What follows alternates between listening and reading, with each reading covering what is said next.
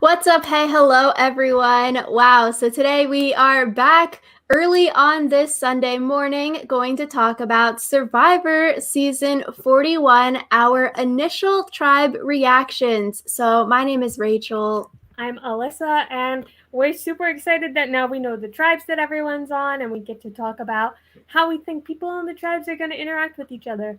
Obviously, we're doing these all from a very limited pool of Mhm. information because we basically just have the stuff that we use to react to the people when we did our cast assessment, and then they also released a small promo.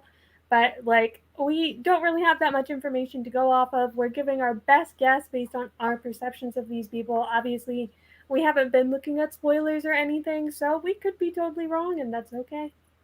Yep, no spoilers in this podcast. Next time, we'll be doing a boot list podcast of where we think people will fall. First boot, early merge, late merge, or winner picks next time. So that will be exciting. For this tribe reaction, we'll go through the three tribes, talk about who we think will get along, who we think won't get along, who will be good at challenges, and potentially who might be the first boot out of all of these tribes. So, like Alyssa said, don't really have much to go on, so it will be very interesting come the first few episodes if our predictions are correct on who aligns or who hates each other and who gets voted off first.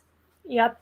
So I think we mentioned this in our cast assessment, but this season of Survivor doesn't really have a theme per se. So everyone was randomly split up into one of three tribes. There's Luvu, the blue tribe, Ua, the green tribe, and then Yase, the yellow tribe. We're not sure if we're saying the green tribe's name correctly. We looked up pronunciations for it, but there weren't any on the internet. So if you know how to say it and it's not Ua, our apologies in advance. We're going to be saying it like that for the whole podcast. Yeah, and it's interesting, these tribe names. So, Luvu, the blue tribe, it is the Fijian word for flood.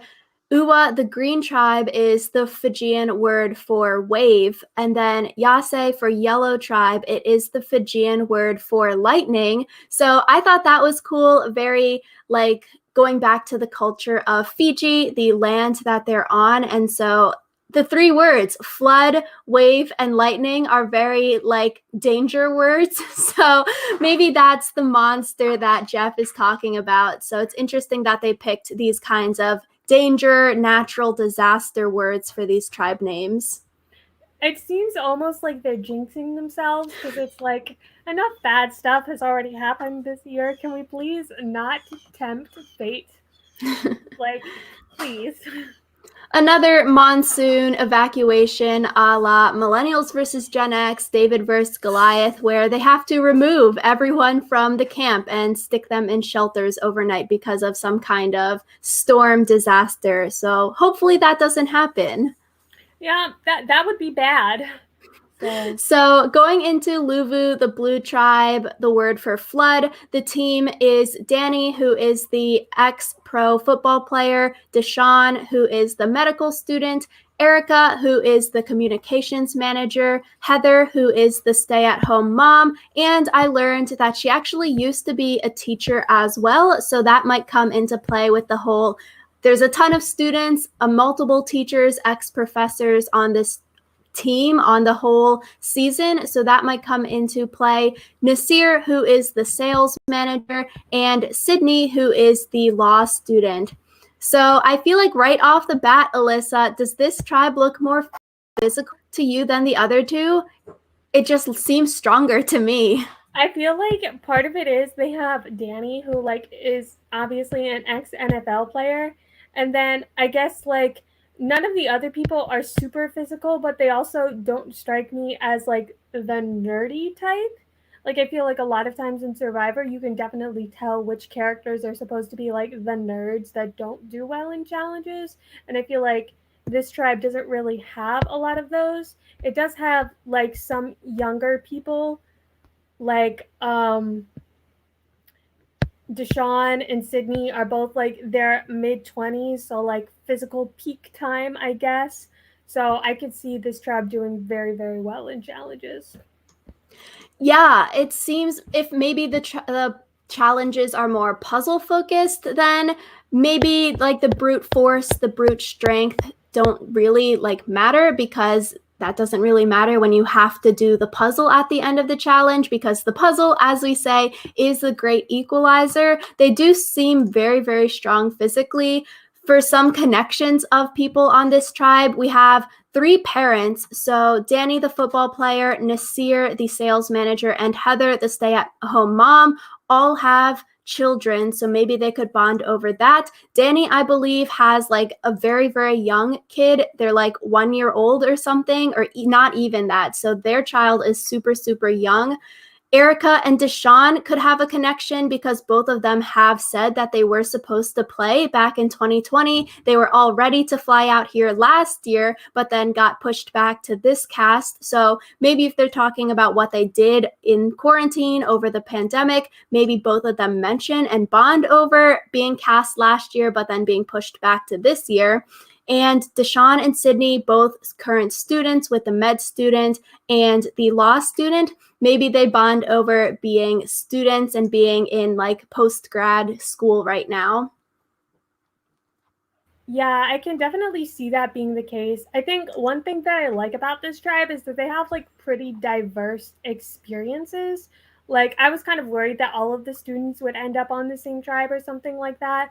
So while there are connections, like you mentioned, it's not like immediately obvious, like, oh, these people are going to be in an alliance because they're all students, or like these people are all going to be in an alliance because they're all from California or whatever.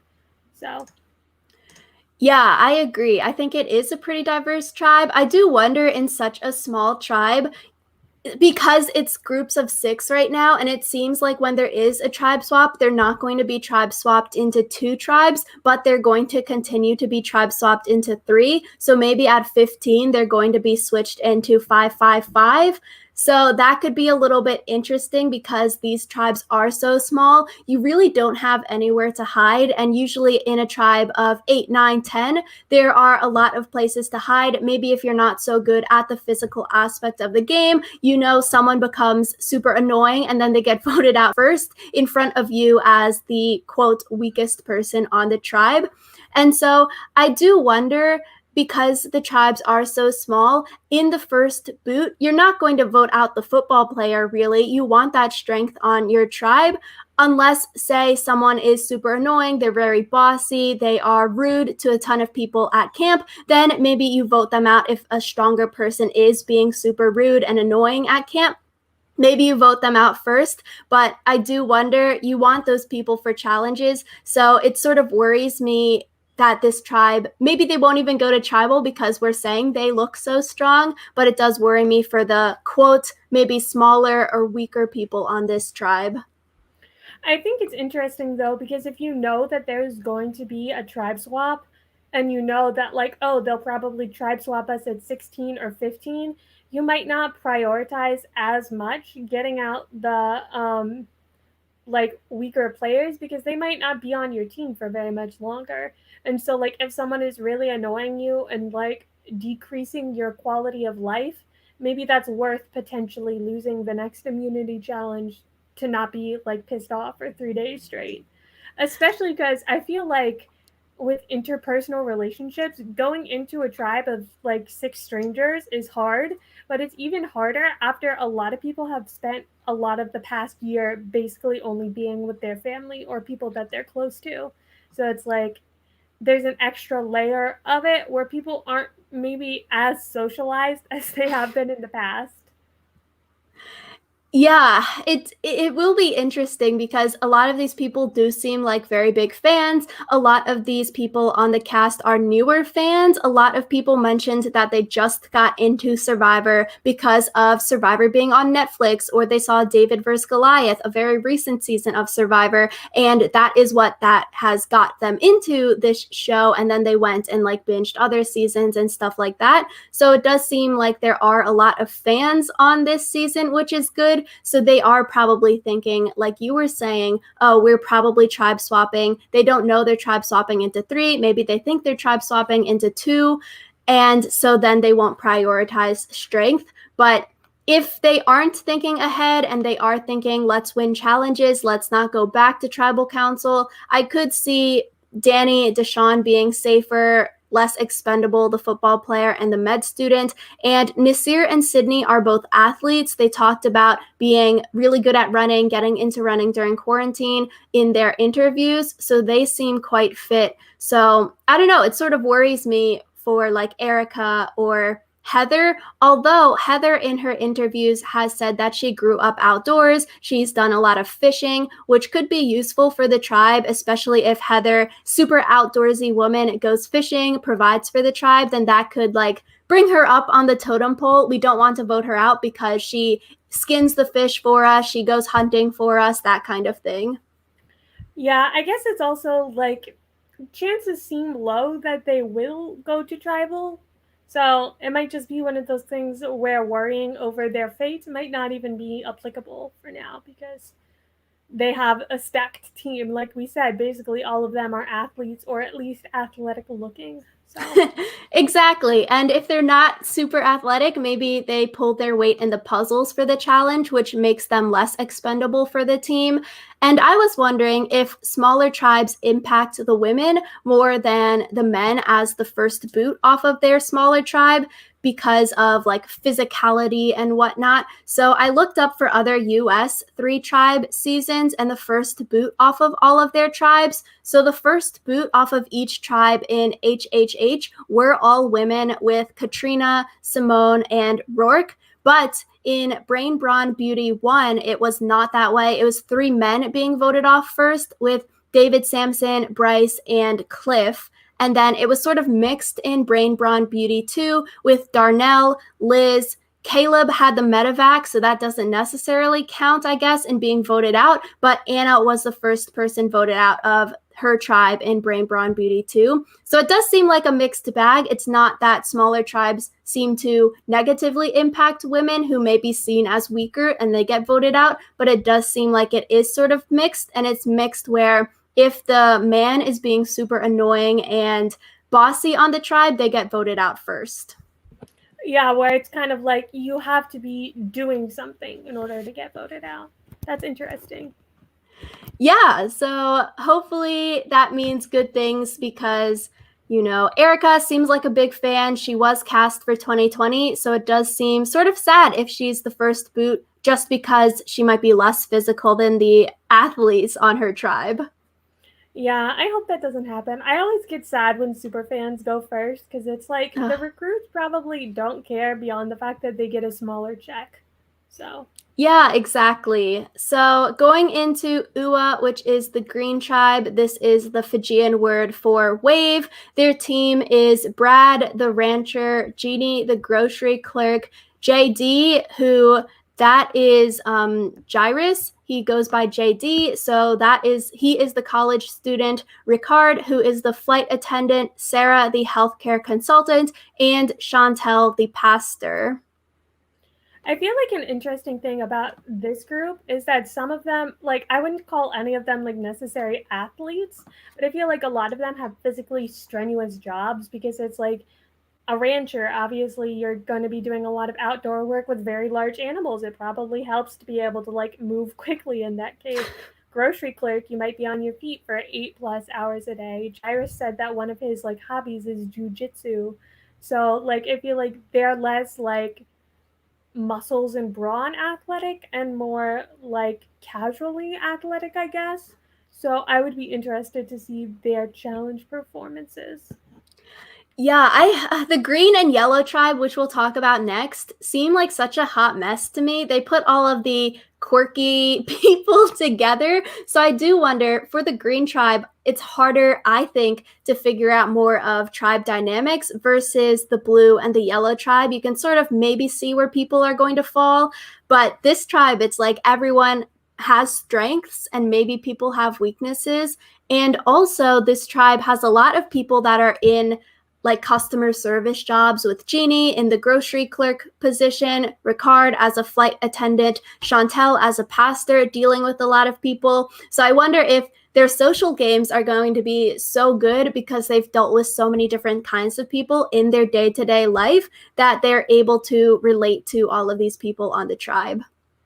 Yeah, that's interesting because also Jairus works, or JD, I guess, he works in a hospital, and I feel like that's also kind of like a people heavy like job where you have to be talking to the kids, but you also have to be talking to their parents and the other hospital staff and stuff like that. So yeah, I honestly wonder if it's going to be more like who gels as like friends and Mm-hmm. less like, oh, we have the same job, so let's be in an alliance, or like, oh, you're really physical, so we're going to keep you around. Like, I think for Green, it's definitely going to be more like vibes than anything. I think so too. This tribe, hard to figure out, so it will be interesting to see what happens. Honestly, I could see Brad being the first boot off of this tribe, even though he's very tall, 6'5", seems strong and athletic. I feel like he, as a rancher, outdoorsman, maybe could come off as a leader at the beginning of the game, building camp, doing all of the outdoorsy things that could maybe rub people the wrong way. I could also maybe see like Ricard being too into the game. Ricard, a super big super fan of the game, maybe comes off too strong. The idol search thing, super not good at the beginning of the game, that puts a target on his back. I could also see Sarah being the one who goes home, Mm-hmm. just because, like, vibes. Yeah. I think so too. Sarah, one of the younger people on this tribe, JD is the youngest at 20, but Sarah is only 23, 24. So, in terms of being relatable to the other castmates, it seems like JD has more life experience than Sarah from what we've seen from the interview. As we said, we don't know everything about these people, so it's hard to say. But from JD's preseason interviews, like Alyssa said, working at the hospital, he does student government where he talks to a lot of people, and he also ran and is a runner. Sarah was a competitive swimmer, so she could be fine there if there's like swimming challenges at the beginning and she can prove her worth. But I think being younger on this tribe where there's Brad 49, Jeannie 46, Ricard 31, Chantel 34 could be a detriment to them. Yeah, so I think it'll be interesting to see if it's like it becomes a thing where like someone steps into the like motherly or fatherly position, or like a mentor mentee type thing, or if it ends up being like they just get annoyed because the kids are dumb. So I'm interested in the Green Tribe. I think this is the hardest one to predict. So going into the Yellow Tribe, the Fijian word for lightning, their team is David, the neurosurgeon, Eric, the cybersecurity analyst, Evie, the PhD student, Liana, the college student, Tiffany, the teacher, and Xander, the college student slash app developer. The yellow tribe is basically what I was worried the blue tribe was going to be, where they put basically all of the students together and then they have the one professor. So it's kind of like, y'all, it seems like the people who aren't involved in education are going to be left out somehow. I agree. This tribe is such student teacher vibes. You have David, Evie, Liana, Xander, Evie. or Evie, yes. Evie, Liana, Xander, David. Even though David isn't technically in med school still, he's still younger side of things in the medical field, which could be fine. He went through those millions of years of school, so he can probably relate to Evie, Liana, Xander. Then you have Eric and Tiffany, who are on the older side, the ex-professor, the current teacher. It's interesting dynamics here because I could definitely see Eric and Tiffany as the professor-teacher duo. They might fall into that leader role because they're used to being with students, being with younger people, especially for Eric being a professor. I could definitely see him falling into that leader role. I also feel like Eric, the professor, like it might cross the line into like mansplaining, which Evie would not like. So that might that might happen. Like, at what point do you stop being a teacher and start being like annoying? Because I feel like I definitely have had situations where like someone thinks that they're helping me by like explaining a concept and I'm like, thanks, I know, Thanks. Please be quiet. So that Yeah, might it's like, be interesting. where do you draw the line of your real life versus the game? Because these students, they're going out there, they don't necessarily want to be taught. It's like, oh, summer vacation or whatever. And then as Eric and Tiffany, as the educators on the tribe, if they fall into that role of educating or telling the younger people, oh, this is how we do it, this is how we make a shelter, it could come off as bossy. And Eric has a military background as well. Eric has done a lot of things in his life, which is very interesting. But that military background, I do wonder, could it also come off as very strict? Because if he is bringing that kind of like, we wake up at this time, we do the shelter this way, everyone gets this much amount of food, in like how the military is very strict on rules, could that come off as bad for the other tribe mates? Yeah, I could see him very quickly becoming domineering just because of like his background. So, yeah.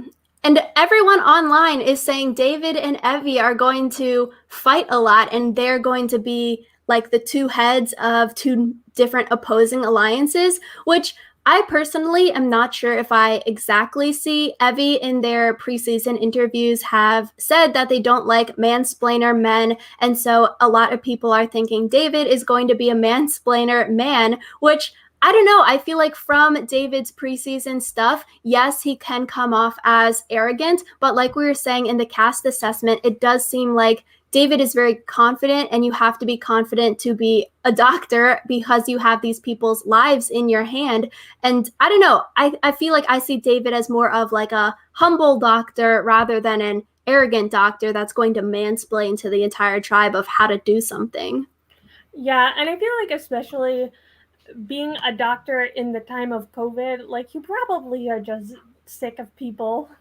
Like the only thing that I could see him being like very like passionate and mansplaining about would be like get vaccinated.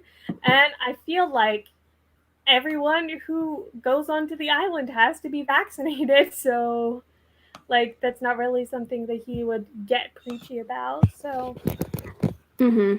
And I think if David and Evie did have an internal power struggle in this tribe, honestly, I could see David coming out on top because of just random connections. David went to medical school at U Chicago. We know Xander is currently an undergraduate at U Chicago. Liana is from Chicago originally. And so they could have a threesome alliance of the native Chicago people or people that go to school in Chicago. And I feel like just being from an area or going to school in an area, you can relate to certain things, especially that U Chicago connection. Even though it's med school and undergrad, maybe they can talk about, oh, this is a popular coffee shop on campus. I loved studying at this library, XYZ, that could bond them closer together than other people who have never been to the same area, same school. And with that threesome, I could see them bringing in Tiffany, the teacher,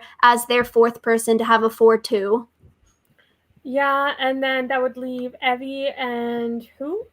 Eric on the Eric outs. on the outside. Yeah, I guess it depends on whether they find Evie or Eric more annoying. So Yeah, it's that Chicago connection. I feel like, on a small tribe like this, you're going to be grasping at straws, especially the first day. You're going to be like, oh, I'm David, I'm from California, I'm a doctor now. And people might be like, oh, where did you go to school? Where are you working now? Because now he's in Tennessee. So he's got like a lot of different geographical locations checked off.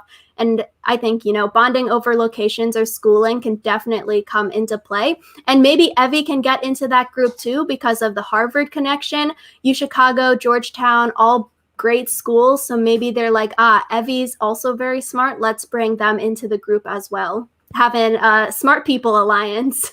yeah, I feel like smart people alliances never work out that well because they all have egos. But I guess we'll see. Like the Brains tribe on BBB being a hot mess. So I'm worried a little bit. Could we see another tribe getting pagonged early on this season? Because in previous 3-tribe seasons like BBB, like you were saying, Brain Brown Beauty won, with the Brain Tribe consistently going back to tribals, voting out David, voting out Garrett, and then they're down to 3. It's like, dang. Yeah, I feel like part of that was that with BBB, the Brain Tribe was kind of already set up to lose in physical challenges. So I hope that we don't see another Pagong, but if we do, I could definitely see it being the Yellow Tribe. I could also see it being the Green Tribe, though. So yeah, just not the Blue Tribe. Or also in Survivor Philippines with Matt Singh losing, they went to the first 4 tribal councils, and then it was just Denise and Malcolm. So these 3-tribe things, if you have one tribe that just can't stack up physically, we could lose so many of the interesting people early just because their tribe sucks. yeah, and I think that's why it's good to have like an early tribe swap so that that doesn't happen or has less of a chance of happening.